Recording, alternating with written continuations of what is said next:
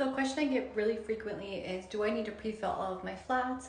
What should I be pre-filling? And when do you pre-fill and when do you not? So I'm gonna go ahead and show you a couple examples of what I'm going to be pre-filling and then what I'm not going to be pre-filling.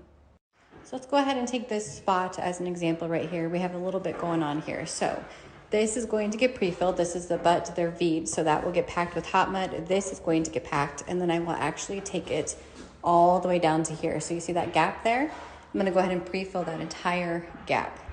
And then this, I will not pre-fill. I will fix anything broken, but if it's tight and it's hung tightly, I'm not gonna pre-fill it. So if your flats are hung like this, no pre-fill.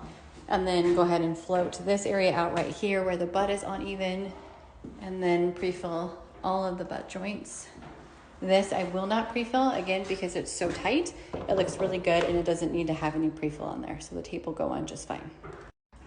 Okay, so here it is pre-filled, and you can see we're just jamming the mud into that V. We're keeping it tight. That does also help with your butt joints. If they're really rocky, you can kind of get started a little bit evening them out. I did go ahead and pack that gap there. I stopped there because this is tight and I don't want to be filling that bevel in already.